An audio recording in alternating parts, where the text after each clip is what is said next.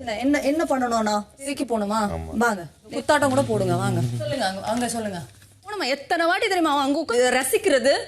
நண்பர்கள் அனைவருக்கும் வணக்கம். நைட்டு முழுக்க சாண்ட்ராவும் திவ்யாவும் சேர்ந்த மாதிரி பயங்கரமாக பிரச்சனை பண்ணிட்டு இருக்காங்கங்க. சாண்ட்ரா தான் ரொம்ப பிரச்சனை பண்ணுறாங்க. திவ்யா கணேஷும் அவங்களுக்கு சப்போர்ட்டிவாக கூடியே இருக்காங்க. திவ்யா கணேஷும் இதனால் பெருசாக மாட்ட போகிறாங்க. ஆக்சுவலாக நைட்டு பிரச்சனை ஆரம்பிக்கும் போது கொஞ்சம் ஃபன்னாக தான் ஆரம்பிச்சுது. அதாவது விக்ரம் இவங்களை வேலை வாங்குறாரு, நீ சொல்லி நாங்கள் என்ன வேலை பார்க்குறதுன்ற மாதிரி இவங்க வேணும்ட்டே இழுத்து இழுத்து வேலை பார்த்தாங்க. அது வரைக்கும் கூட ஃபன்னு நம்ம எடுத்துக்கலாம். ஆனால் அதை தாண்டி இவங்க சில விஷயங்கள் பண்ணுறாங்க, அதை ஏற்றுக்கவே முடியல. எல்லாருமே ஒஸ்ட் கண்டஸ்டண்ட்டாக வரும்போது ஜெயிலுக்கு போக தான் செய்வாங்க. சிலர் கொஞ்சம் அடம் பிடிப்பாங்க, இல்லை நான் பெஸ்ட், நான் ஒஸ்டெல்லாம் கிடையாது, இல்லை என்னால் ஜெயிலுக்குலாம் போக முடியாதுன்னு கொஞ்ச நேரம் ஆட்டம் காட்டுவாங்க. ஒரு 20 நிமிஷம் 30 நிமிஷம் இல்லைனா அதிகபட்சம் 1 மணி நேரம் நான் ஜெயிலுக்கு போக மாட்டேன் அப்படின்ற மாதிரி பிரச்சனை பண்ணுவாங்க. ஏன்னா கனியே எடுத்துக்கோங்க, கொஞ்ச நேரம் லேட் பண்ணாங்க. அதே மாதிரி எஃப்ஜேவை எடுத்துக்கோங்க, லேட் பண்ணா. ஆனால் ஜெயிலுக்கு போகாமே யாரும் இருக்க மாட்டாங்க. ஒரு குறிப்பிட்ட டைமுக்கு மேலே சரி போயிடலாம்ப்பா அப்படின்ற மாதிரி ஜெயிலுக்குள்ளே போயிடுவாங்க.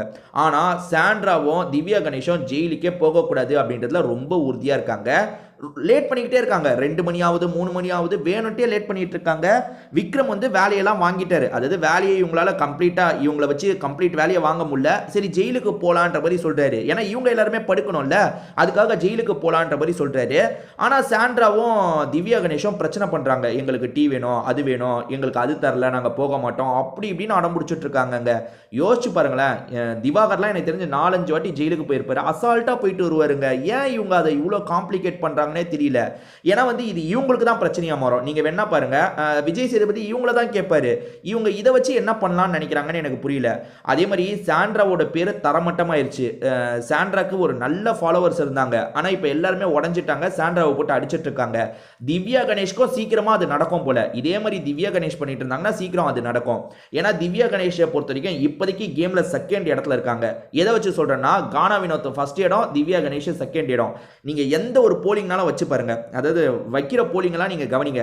திவ்யா, கானா வினோத் இந்த மாதிரி ஒரு 5 பேரை போட்டு போலிங் நடத்துங்க.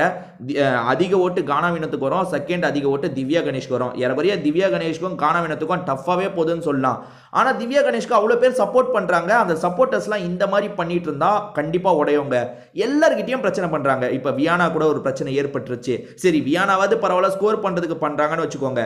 விக்ரம சாதாரணமா நீங்க போங்கன்ற மாதிரி சொல்றாரு. அதாவது நீங்க ஜெயிலுக்கு போங்கன்னு சொல்றாரு. அதுக்கு இவங்க அடம் பிடிக்கிறாங்க. ஒன்றும் இல்லை, திவ்யா கணேஷ் ரெஸ்ட் ரூமுக்கு பக்கத்தில் க்ளோஸ் பண்ணிக்கிற மாதிரி ஒரு ரூம் இருக்கும்ல, அந்த ரூமில் போய் அழுதுட்டு இருக்காங்க போல. விக்ரம ஜெயிலுக்கு போகணும்னு சொல்றாரு. இப்போ என்ன, நாங்கள் ஜெயிலுக்கு போகணுமா, வான்ற மாதிரி பாத்ரூம்குள்ளே கூட்டு போறாங்க. அவருமே பாத்ரூம்குள்ளே வந்துடுறாரு. திவ்யா கணேஷ் உள்ளதான் இருக்கா, போய் கூட்டு வா அப்படின்ற மாதிரி சொல்றாங்க. இந்த இடத்துல விக்ரம் ரொம்ப கரெக்டாக செயல்பட்டார். அது என்னன்னா, அப்படி எப்படிங்க நான் போக முடியும், சரி நான் கூப்பிடுறேன், அவங்க வந்தால் ஓகே, வரலன்னா நான் கொஞ்ச நேரம் கழிச்சு வரேங்கன்ற மாதிரி அமைதியாக அதே இடத்துல நின்றுட்டாரு. உள்ள போல எதுக்காக எங்களை தொல்லை பண்ணிக்கிட்டே இருக்கன்ற மாதிரி சாண்ட்ரா அவ்வளோ கோவப்படுறாங்க. அவருக்கு கொடுத்த வேலை அது. ஜெயிலுக்கு போய் உங்களை ஜெயிலுக்குள்ள லாக் பண்ணுறது அவரோட வேலை. அதாவது வேலையெல்லாம் முடிச்சுட்டு ஜெயிலுக்குள்ள போடுங்கன்ற மாதிரி சொன்னார்ல, அதை ஃபாலோ பண்ணுறாரு. எஃப்ஜேவும் பேசுகிறான், எஃப்ஜேவும் படுத்து தூங்கல, எஃப்ஜேவும் பேசுகிறான். இவங்க பண்ணுற பிரச்சனையில் யாருமே வீட்டில் தூங்கல. சாண்ட்ரா இருக்காங்கல்ல, அவன் எங்களை கிண்டல் பண்ணி ரசிக்கிறான், பாட்டு பாடுறான், இதெல்லாம் என்ன மாதிரியான மனநிலை அப்படின்ற மாதிரி கானா வினோத்து கிட்ட பேசிட்டு இருக்காங்க. அதாவது விக்ரம் நாங்கள் கஷ்டப்படுறதை பார்த்து ரசிச்சுட்டு இருக்கான் அப்படின்ட்டு. எங்க அவர் ரசிக்கிறதெல்லாம் ஒரு ஃபன்னா பண்ணதெல்லாம் முடிஞ்சு போச்சுங்க. ரொம்ப நேரத்துக்கு முன்னாடியே அதெல்லாம் இவங்களை வேலை செய்ய வச்சு அவர் கொஞ்சம் சிரிச்சாரு. அதுக்கப்புறம் அவரை நீங்க 2 பேரும் சேர்ந்து தான் கஷ்டப்படுத்துனீங்க. அந்த மாதிரி தான் போயிட்டு இருக்கு.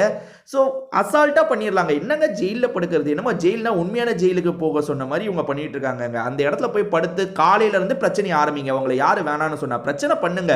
சாண்ட்ராவும் திவ்யா கணேஷும் பிரச்சனை பண்ணுங்க. விக்ரம நீங்க என்னன்னா பண்ணுங்க, யாரும் கேட்க போறது இல்லை. ஆனா இதெல்லாம் பேசிக்கான விஷயம். அதாவது பேசிக்கா சில ரூல் இருக்கும் பார்த்தீங்களா, இந்த மாதிரி வந்துருச்சுன்னா ஜெயிலுக்கு போகணுன்ட்டு. அந்த மாதிரி ஜெயிலுக்கு போறதுக்கு இவ்வளோ அடம் பிடிச்சா எப்படி? ஒன்றும் இல்லை, சரி ஜெயிலுக்கு போகணுமா, நாங்கள் போறோன்ற மாதிரி போயிட்டா சூப்பராக இருந்திருக்கும். அதை விட்டுட்டு தேவையில்லாமல் இவங்க பிரச்சனை பண்றாங்க. கண்டிப்பாக இந்த பிரச்சனை உங்களுக்கு எதிராக தான் முடிய போகுது. விஜய் சேதுபதி ஏற்கனவே சாண்ட்ராவை கேட்க மாட்டாருன்னு ஒரு பேச்சு இருக்குல்ல, இந்த வாட்டி கண்டிப்பாக கேட்க போறாரு. இதை பற்றி உங்களோட கருத்து என்னன்றதை சொல்லுங்க. திரும்பி வேற ஒரு வீடியோவில் நம்ம பார்ப்போம்.